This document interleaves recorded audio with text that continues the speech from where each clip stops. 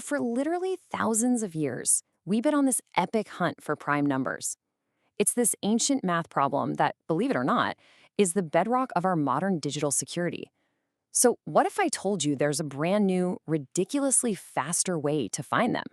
Well, let's dive into a revolutionary new algorithm that is completely changing the game. Okay, so here's our roadmap. We're going to start with why we even hunt for primes in the first place and look at the classic ways we've done it. Then we'll get right into this major breakthrough, the P19 mirror sieve, see just how fast it really is, and then peek around the corner at what's next. So what's the big deal with primes anyway? Well, they're basically the atoms of the number world, the fundamental building blocks. And our ability to find them underpins, well, almost everything in modern computing and cryptography. But here's the catch. The bigger the numbers get, the exponentially harder it becomes to find the primes hiding among them. And that really brings us to the core question, the one that keeps mathematicians and computer scientists up at night. It's not just about finding primes. It's about finding them efficiently, without needing a supercomputer and 1,000 years to do it. So how do we crack that puzzle? Well, the story of how actually starts way, way back, over 2,000 years ago in ancient Greece, with just a beautifully simple idea known as a sieve. The whole idea behind a sieve is just brilliant. Instead of checking every single number one by one to see if it's prime, which would take forever, you do the opposite. You start with all the numbers in a big list, and then you cleverly filter out all the ones you know aren't prime. It's all about the process of elimination.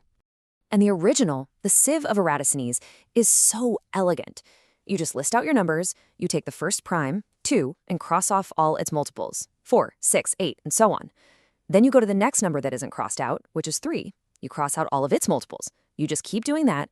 Whatever's left standing at the end, those are your primes. It's ingenious. But man, when you get to massive numbers, it gets incredibly slow. Ever since Eratosthenes, the story of finding primes has basically been a technological arms race. It's this constant quest for smarter algorithms, faster methods, things that use less memory, all so we can tackle bigger and bigger numbers. And for a long time, things moved pretty slowly. After Eratosthenes, it wasn't until 1934 that the Sieve of Sundaram came along with a cool new formula. Then the 2000s hit, and things really sped up. We got more complex methods, like the Sieve of Atkin and Zakaya's sieve. Each one was a solid step forward, but the next step we're going to talk about is a whole different beast. It's a giant leap. And that brings us to the star of the show, the P19 Sundaram mirror sieve. This thing, developed by researcher Satish Kumar Singh, isn't just a minor improvement. Oh no, it is a fundamental rethinking of how a sieve can even work.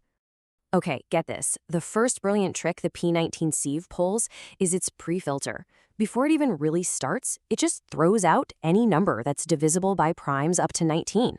That one simple step immediately gets rid of over 91% of the numbers it has to look at. It's like showing up to a marathon, but they let you start at mile 24. But it gets even smarter.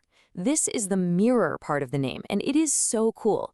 Instead of grinding through the entire list of numbers, the algorithm only does the work on the first half. Then it uses this beautiful mathematical symmetry to reflect those results, and bam, it instantly knows the primes in the second half.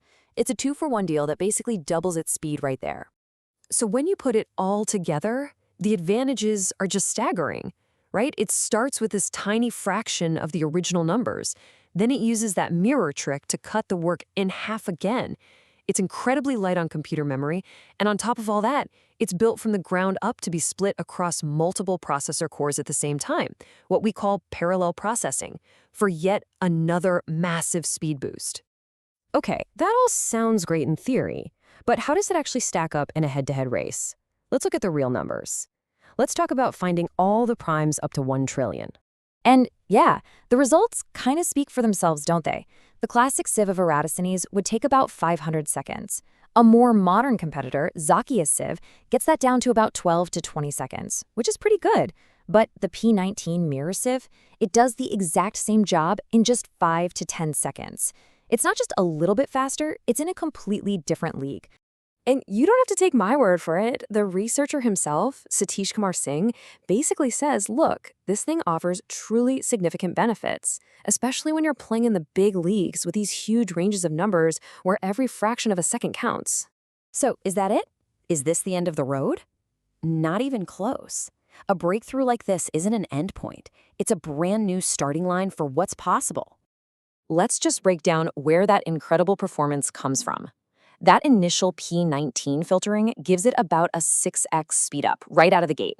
Then the mirror trick comes along and doubles that. So when you combine them, you're looking at a total speedup of around 10 to 12 times over older methods. It just goes to show how layering clever ideas can lead to these massive wins. And the innovation is not stopping here. The next steps are already being mapped out, using even more efficient ways to store the data, breaking the problem into even bigger chunks to handle astronomical numbers, and fully unleashing the power of modern computers. We're talking about using tech like OpenMP for CPUs and CUDA to tap into the raw power of graphics cards. The hunt for primes is about to get even faster. And that kind of leaves us with this one big final thought. A breakthrough in something as fundamental as finding prime numbers doesn't just stay in its own little box. It pushes the entire boundary of what we thought was computationally possible. And it really makes you wonder, if we can solve this ancient problem so much more efficiently, what other massive, hairy computational challenges are suddenly within our reach?